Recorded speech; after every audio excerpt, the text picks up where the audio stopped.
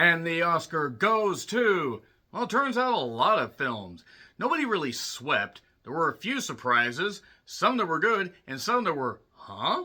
I'm John Renton with my review of the 2026 Oscars, also known as the 98th Annual Academy Awards. And man, the Academy certainly got some films right, and then they had some choices that I guess were expected, but there were certain things that obviously made me question what the fuck they were thinking. Obviously, this is not an Academy Award.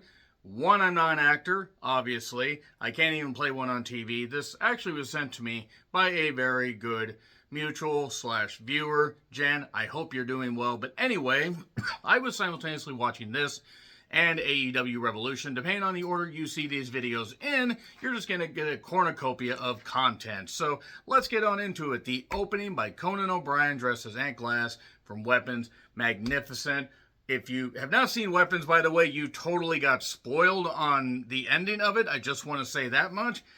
But ran through the various sets. It was magnificently well done. And then the opening monologue, he knocked the Netflix CEO, politics, the best pictures, and then he mentioned how he was in If I Had Legs, I'd Kick You, playing off of Rose Byrne, very good. And Rose Byrne, just goddamn, Rose Byrne, more on her in a bit. I do want to say also Ava Victor deserved to be nominated, like for at least a category, because, and nothing against Kate Hudson.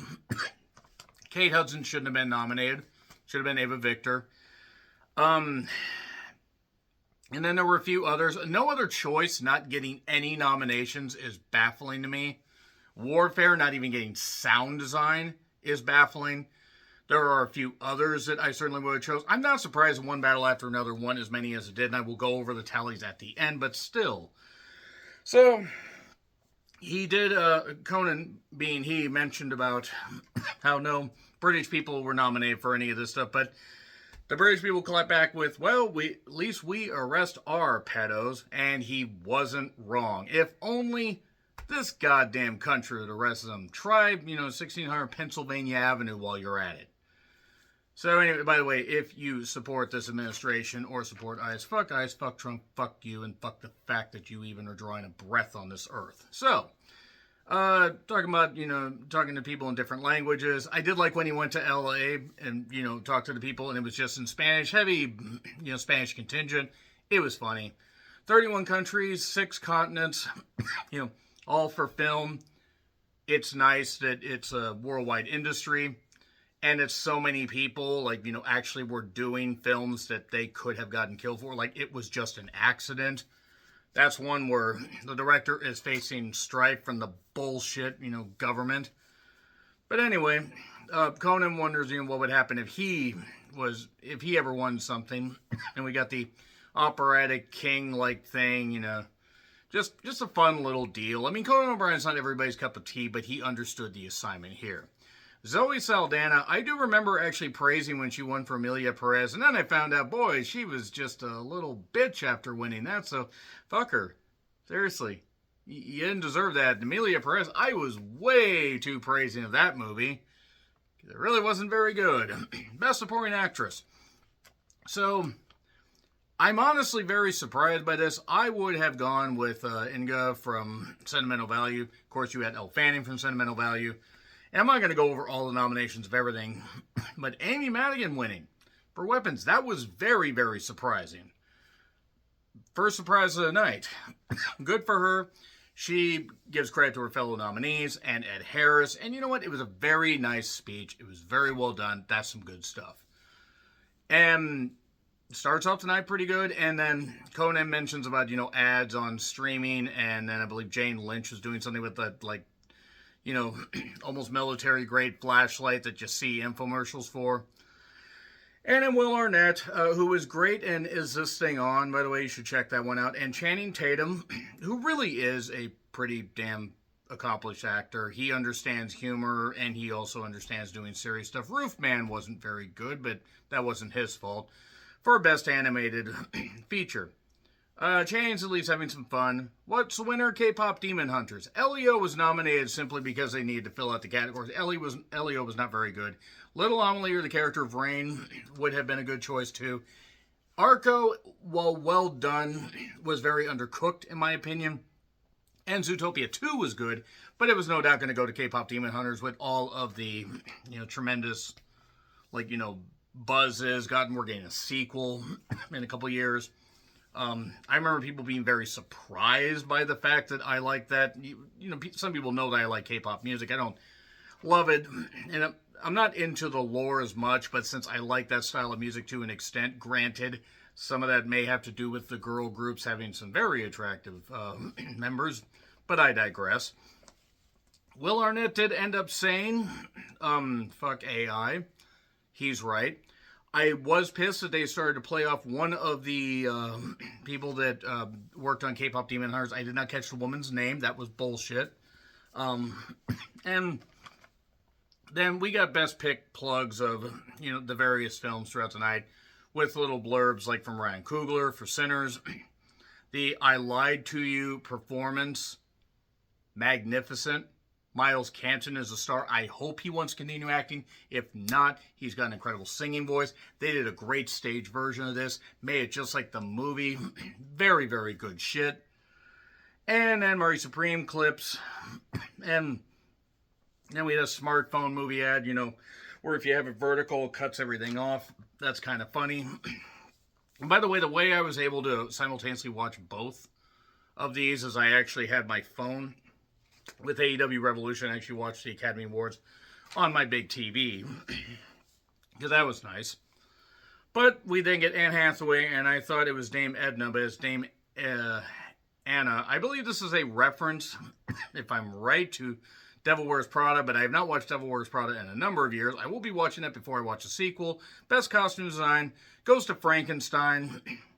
Not too surprising about that, even though there were some other good choices. Hamnet would have been a good choice. Frankenstein did have some good stuff. And Frankenstein actually won more awards than I expected, but good on him. Del Toro put love and effort into it. Even if it had some flaws, it was still a 5-star effort for me. And best makeup went to Frankenstein. So there you go. Best makeup hairstyling. I don't know why they call it hairstyling, but nevertheless. Hamnet with narration by Chloe Zhao. Hamnet still makes me cry. I'm seeing some clips of that shit. And then we get Wagner, Paul Mescal, Gwyneth Paltrow, Delroy Lindo, and Chase Infinity, who was rocking that dress like crazy. My word. What a star she is. I believe she's only about 25, and she arrived and did so well in one battle after another.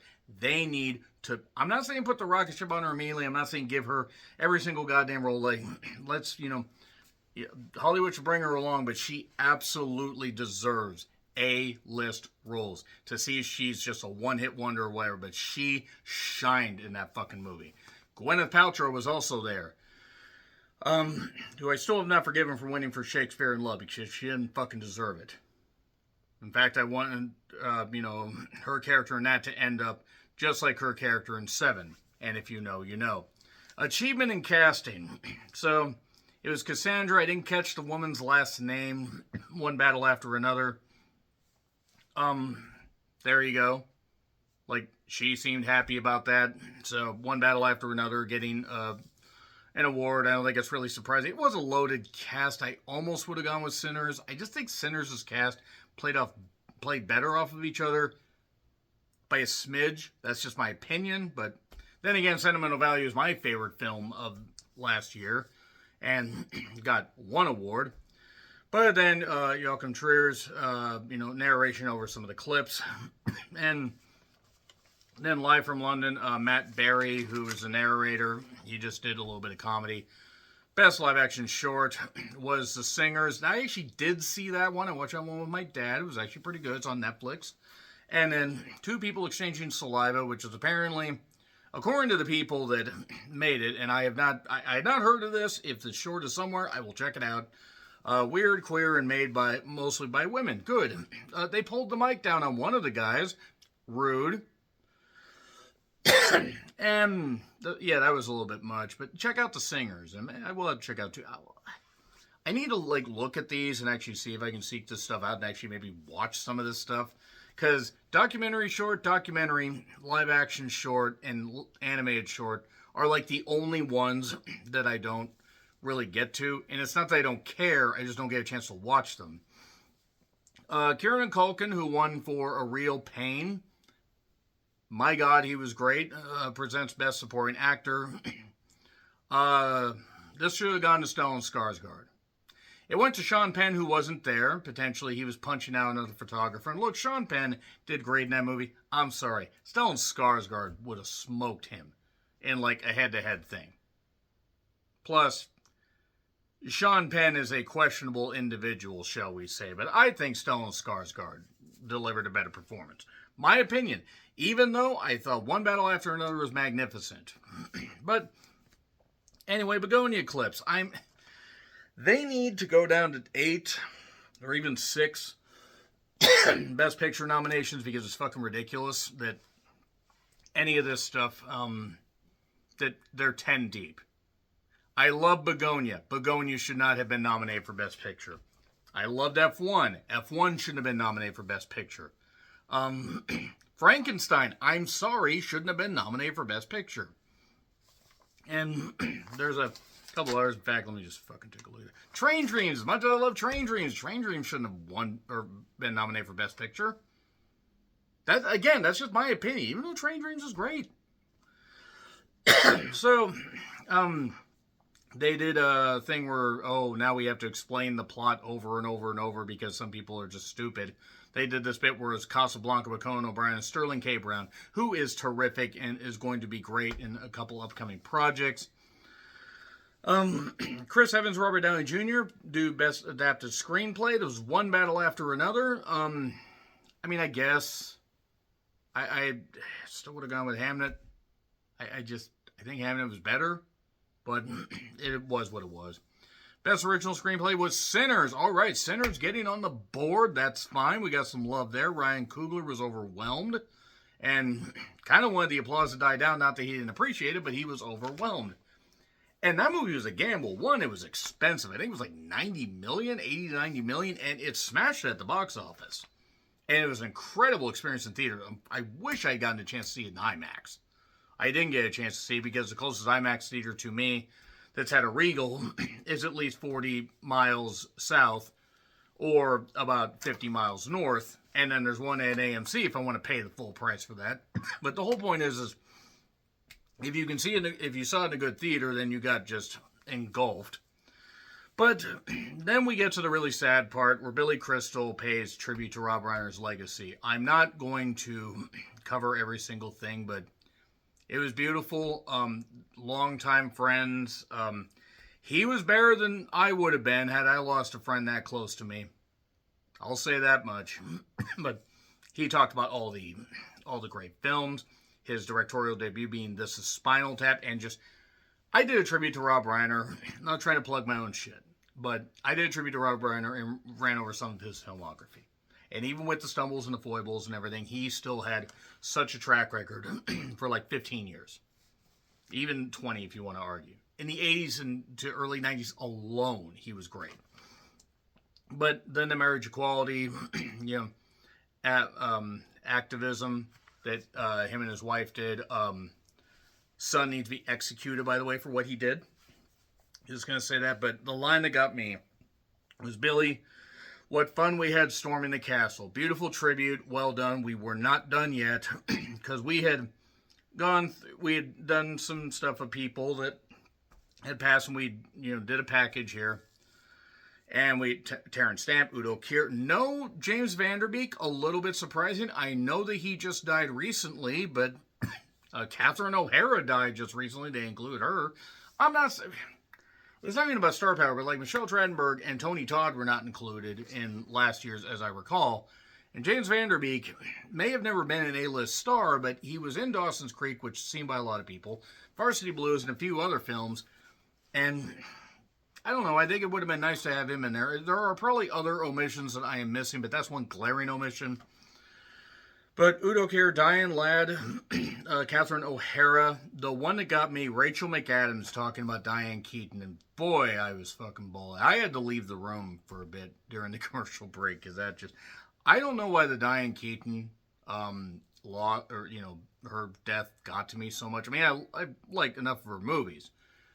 incredible actress, from Annie Hall onwards. She always had grace, she always had style, and she always had such a down-to-earth quality about her. I did a tribute to, again, not trying to plug my own shit, but just, I did a Diane Keaton tribute if you want to check out what I thought. But Diane Keaton really was special. One of the best of her and multiple generations. And sorely missed. Lived a hell of a life, don't get me wrong. It's not like she passed away in her 50s. She was near 80, I believe, but still. But Rachel McAdams, beautiful tribute to her. That was very, very well done. Also, I do want to say you guys check out Send Help when it hits digital. Rachel McAdams was great in that. Val Kilmer, Robert Duvall, Robert Redford. Barbara Streisand came out and did another beautiful tribute to Robert Redford, somebody that she had known for decades, and that was well done. Even did a little singing. Nobody there named Sam made the pants too long, so there you go. Finally, I can use that for a Barbara Streisand bit. But in all seriousness, great tributes, great stuff. And then we have Frankenstein clips with Guillermo del Toro talking. And then we have Sigourney Weaver, still. Don't care if she's almost 80. Sorry, she looks fucking great. Her and Pedro Pascal. So best costume design went to Frankenstein. Again, not particularly surprising. I would have done Hamnet, but again, I get it. I do get it. They had Marty Supreme there, and I'm like, well, I guess. But it was what it was. Frankenstein makes sense. Best visual effects, Avatar, Fire, and Ass. I know it's Ash, but I'll wipe my ass with that movie as far as I'm concerned. Train Dreams clips with Clint, the director. I did not know, by the way, that the song from there was by Nick Cave. That was a bit surprising. Here's Jimmy Kimmel. Talks about documentary stuff. Mocks the White House and free speech, and also how President Pigshit isn't going to like the fact that the Melania documentary, which I have watched, by the way. I was actually furnished a full thing of that before it hit Amazon. And it was ripped, but it was like ripped from a site, but it was in good condition. A buddy of mine went through a bunch of stuff to make sure it was good, and it was as stupid as you would think. I didn't end up logging a review of it. I may log a review at some point. I'm not going to do a video review, because why?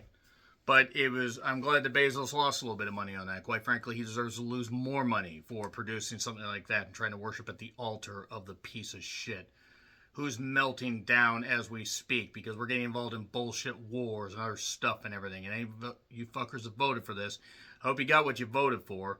And if you're wanting high gas prices and wanting to blame anybody other than that piece of shit, it's your fault. But, so anyway, I don't know who. Let's see, all the empty rooms. One of the women that actually I think it was the only woman that was on stage lost her daughter. One of her daughters, or one of her kid was one of the victims in the Uvalde shooting that was basically preventable, but you had the cowardly police force. I would say that to their fucking faces, by the way, because they're all cowards and they deserve to be shamed. They're fucking cowards. But that, and I don't care, I'll get political and I'll just say whatever the fuck I want, because here's the thing. I may not be doing this forever, but I'm going to stand up on a goddamn soapbox, so to speak. I'm going to say what I want. And fuck you if you don't like it. But that's unfortunate. I feel so bad for her. No parent should have to go through that. No child should have to go through that. But I believe she said stop all these wars now. She's right. And then we basically just have some more stuff here. We have best original score. Sinners. Excellent choice. Really no complaints there. I would have actually been pissed if Sinners didn't get it, because Sinners' music draws you the fuck in immediately. Sound design went to F1. I did see it in a pretty good theater, and I will say, I remember right, I think I saw it in RPX, which is like the Regal IMAX. And it's, I mean, don't get me wrong, it was absorbing, and really did fly by at 2.5 hours, but I don't know, still would have gone with Sinners, but then again, if you see it in the right format, it will draw you in. So, let's see, the Academy Award president, who's from Liverpool. It was what it was. Bill and Lewis Pullman. It was nice to see father and son getting a chance to present something. Best editing went to One Battle After Another. Funny that a movie that was near 3 hours has best editing, but I mean, that or Sinners. I mean, you could argue, well, you could almost argue Murray Supreme should have, been considering it was very rapidly edited, but very well done. But yeah, One Battle After Another. And so then we get, it was Andy, let's see, it was Andy Jurgensen or something like that. I'm sorry if I screwed up the name. He did a tribute to his aunt that got him to love film, so that was nice. Demi Moore still should have won for The Substance last year, and I'm not knocking Mikey Madison. Mikey Madison smashed it in Honora and deserved her Oscar. I just wish Demi Moore would have won. But cinematography was what Demi Moore was presenting. Demi Moore, by the way, looking incredible in her early 60s. Like, literally, I don't care what gender you are or aren't. That's just proving age is just a number. And she still looks great. So, Sinners for cinematography, excellent choice. That or Hamnet, I would have gone with, but there you are. And Autumn Durald Arkapaw, I'm really sorry if I got that wrong. She praises Ryan Coogler. Then all the women in the room asked them to stand up. That was good and really emotional speech. Very well done. First woman to win for cinematography, I believe. Good sign. And then we get the golden performance, meaning golden from K-Pop Demon Hunters. A tall one, my word. All three of them are talented. I am so thrilled for them because I believe one even said she wanted to quit music. And the audience had the lights, and that was cool. One Battle After Another clips. Javier Bardem then comes out and says, no to war and free Palestine. And he's right. And if you disagree, fuck you.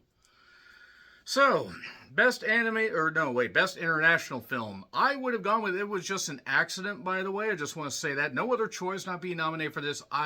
Sentimental Value won. Do not get me wrong. I am glad it won. It was an incredible film. But this is one I wouldn't have minded Sentimental Value not winning. I would have rather they didn't win anything. But then again, Joachim Trier got to, get up there with the cast. Renata Rensva, the goddess that you are. But I still need to see Surat, which is playing literally at 2 theaters, and they're not very good quality theaters, and they're at least an hour to an hour and a half away from me. I'm just not going to be able to until I can see it at home. And the voice of Hind Rajab, that I think is either on the Letterboxd store or on Amazon. I still need to watch that. But yeah, I would have chosen It Was Just an Accident. If you have not seen It Was Just an Accident, by the way, I think it's on Hulu. It's on Hulu or HBO Max. One of the two. But it's really fucking good. And it's like an hour and 45 minutes. So, Lionel Richie is still alive. I'm very surprised to hear this. Best Original Song. I don't know why. I thought he died years ago. Best Original Song. Golden. Expected. I wouldn't have been upset if I lied to you won, but it was almost like a lock for Golden to win. Emotional speech. They cut off one of the guys. I want to know who's in charge of cutting off the people, because I think they need to have their breaks cut. Bit harsh, but there we go. So, expected. No real complaints here.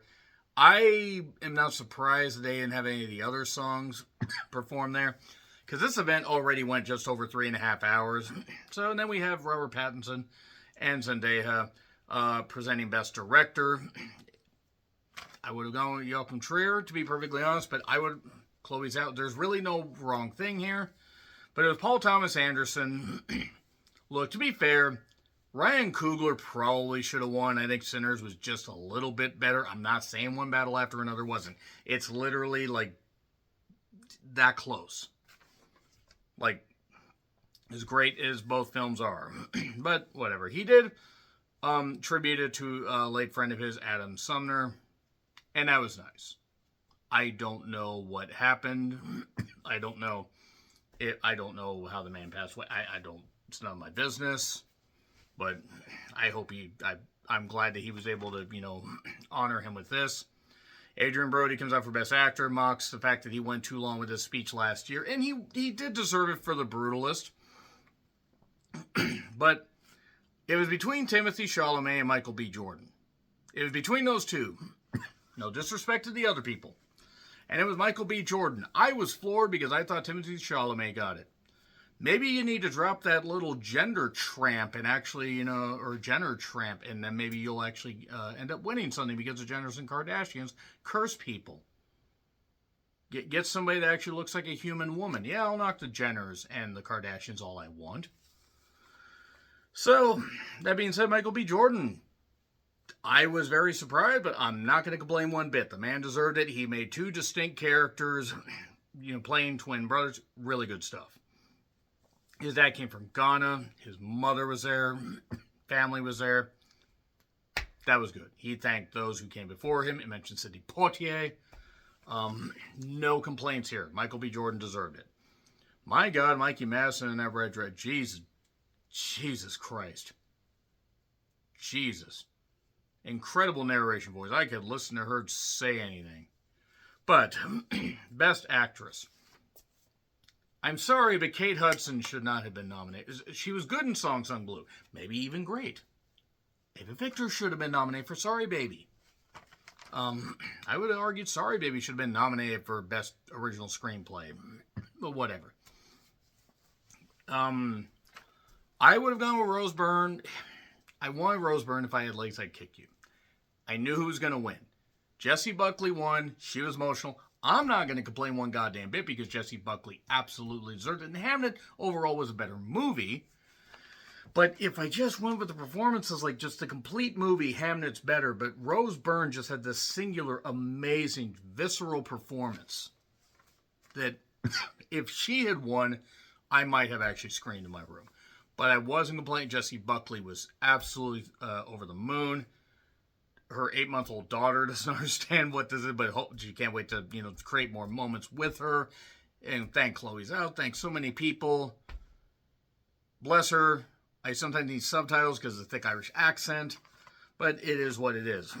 I'm so fucking great. Ireland flew her family there so they could be there. And that's great stuff. That's really, really good. Happy for her. Ewan McGregor and Nicole Kidman. God, Nicole Kidman. Keith Urban, you were an idiot for fumbling that, you moron.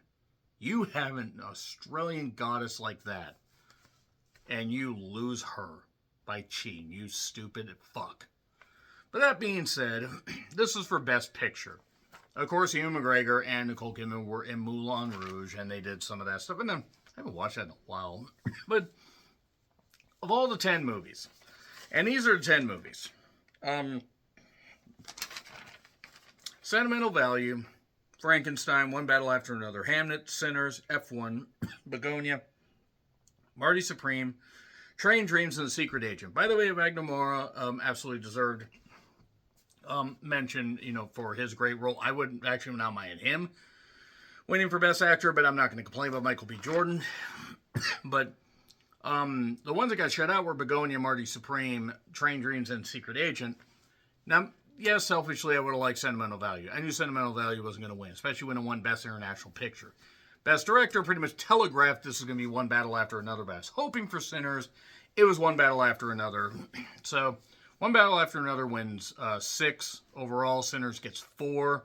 Frankenstein gets 3. So that's a bit surprising. K-Pop Demon Hunters gets 2. And Sentimental Value, F1, and Hamnet get 1 each. So nobody really swept. No complaints there. And everybody got to celebrate up there. Good for them. Chase Infinity, smashing it. Looking elegant. Magnificent even. Tiana Taylor probably trying to figure out a way to defend Kanye and this whole thing. And I would feel bad for that, but no, she's a fucking idiot for that. But Conan then is named, in a skit, is named, host for life. But then they do what they do to him what they did to Sean Penn and at the end of One Battle After Another. And that was funny. And then that ends the Oscars. So yeah, the Academy has awarded a lot of things. And there we go. That is a bit longer than I wanted to go. But nevertheless, the Academy Awards are done. And I'm going to continue to watch movies, more award movies. Even if I don't end up reviewing all of them in video form, I'm going to put them up on Letterboxd. So there you go. What do you guys think of the Oscars? Were there any snubs that you hated? Were there any movies that you wanted to see win over others? Were there any actors that you felt, quite frankly, deserved good, mention? Let me know. Like, share, subscribe, Twitter, Letterboxd, Blue Sky handles in the description. I'm John Rentland, and until we see what the Academy offers us again, happy trails to you.